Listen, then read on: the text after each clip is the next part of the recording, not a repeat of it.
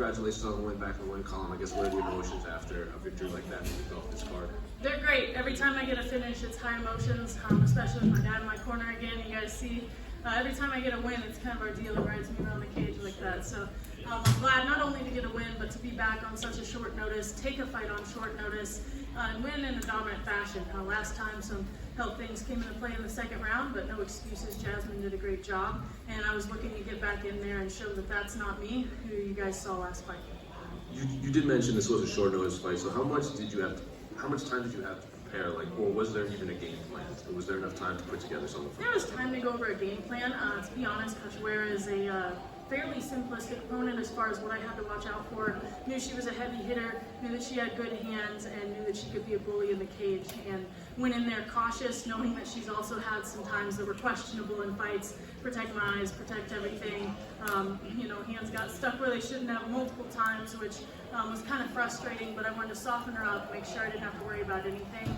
By the time I went for a submission. I was going to ask about that later on, but in that third round, it seems like the most egregious one when she was kind of holding your top when you were coming down with elbows. Do you think that should have been a point deduction or something? Because it looked like the ref just moved her hand and then you guys continued. Yeah, I mean, at some point you got to say it's a point, she stuck her fingers up straight the entire fight pretty much. And there was no chance that she was just trying to push me off. There was no flat hands. I had warned the ref beforehand, and to be honest, I think he did about as good of a job as I've seen any ref do. I said, listen, I don't want poked in eyes in this fight. That's my main priority, and he was like, all right, we'll watch out for it. I hope that the whole world didn't see me, but they probably did. And I guess that's part of the risk of fighting, but it was very frustrating, and it made me go in there that much angrier every round. I have to ask about your entrance with the song and the aviators and everything. What was the thought going to that? Was just not to your last name, Maverick? Yeah, exactly. My last name's Maverick. I think it's one of the best names in the sport, Michael Case is fighting tonight, and he has the nickname, but he doesn't have the real name.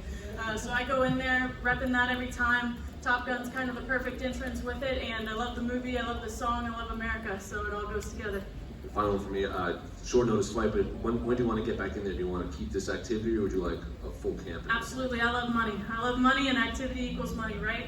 I want to get in there at least one more time by the end of the year, but I would like to spend holidays with my family. So if I can get in there early November, even October, I stay in shape, I stay ready, I keep my weight low, as you guys can see by the short notices I've had in UFC, and I'm ready to do the same thing. If they offer me something in 2 weeks, I'm there.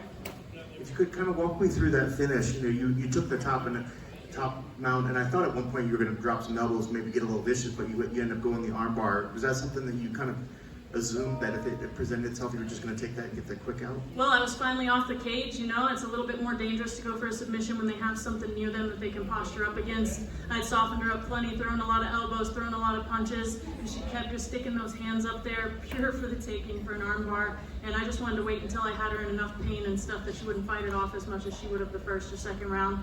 I couldn't even tell you what round it was hardly at this point. There's so much adrenaline going on, but I knew once I had that arm bar, she wasn't getting out without a broken arm. And I think she pretty much tapped right at the beginning, then she held on again, then she tapped again, and I just waited for the ref to grab a hold of me before I let go of it.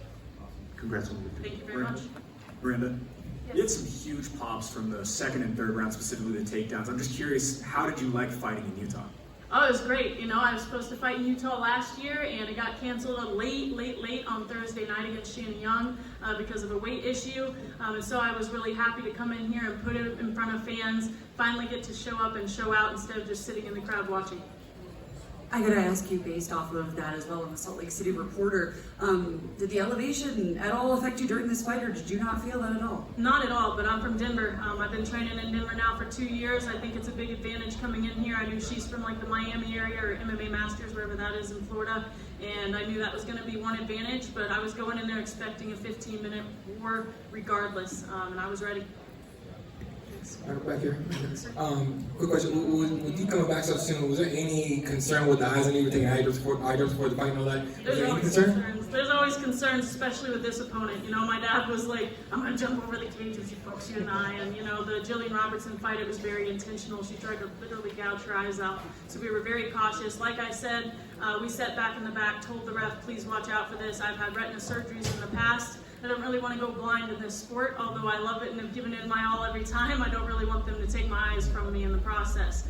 So I was being careful, and like I said, that was part of the reason I waited for the arm bar and everything else. Every time she'd stick her arms up, tried to get him out of the way and pull some damage. Right, change gears a little bit here. The loss to Jasmine, you got a lot of negative, like, death threats and stuff like that on social media. Has that changed the way you interact with fans? No, not at all. It's been happening since the beginning. Last fight was worse than it's ever been, I'd say, because of the money people bet on it. If somebody bets, it's not my responsibility how much money you win or lose. It's not like I'm getting a cut of it, or else maybe I'd take a little bit of the empathy with it. But yeah, there was a lot of hate last time, and I'm sure there will be the same people turning around and saying they love me today. It's an unforgiving sport. I'm prepared to have that every time I step in the cage, and it's happened since the beginning as an amateur. You know, if you're going to be in any kind of professional aspect, a spotlight of any sort, you're going to get that hate. I just always hope that it doesn't actually come to fruition, and keep myself protected at all times. Gotcha, last one for me. Big arena, crowd, the pops and everything. Do you think maybe, going in there with the performance you had, maybe you inspired little sister to stay in MMA?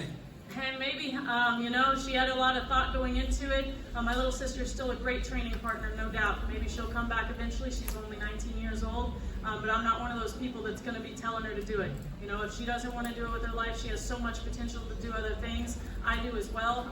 I hate it to say when a lot of people only have fighting as their future, and she doesn't and I don't. And if she doesn't have it all going into this sport, just like anyone, if you aren't putting everything into this sport every single day, you're probably not going to make it to the top. And this is not a sport that's fun getting to the top. You got to be poor, you got to put in hours, you can't spend time with family, you kind of just got to go out on your own, be selfish, be uncaring about anything else other than putting your life on the line every day.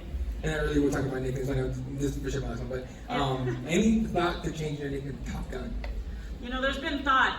I have the thought of trademarks and all that can come into play and question, and so I don't want to get in trouble with that aspect. But also, I believe in the whole somebody else gives you your nickname, and even though Top Gun's a pretty cool nickname, I think Maverick alone's good enough. It started out as Miranda the Maverick, and people didn't know what Maverick meant, which that's unfortunate. Go look it up. Thank you. All right, thank you guys so much. Appreciate it. I'm glad that I got to be in Salt Lake.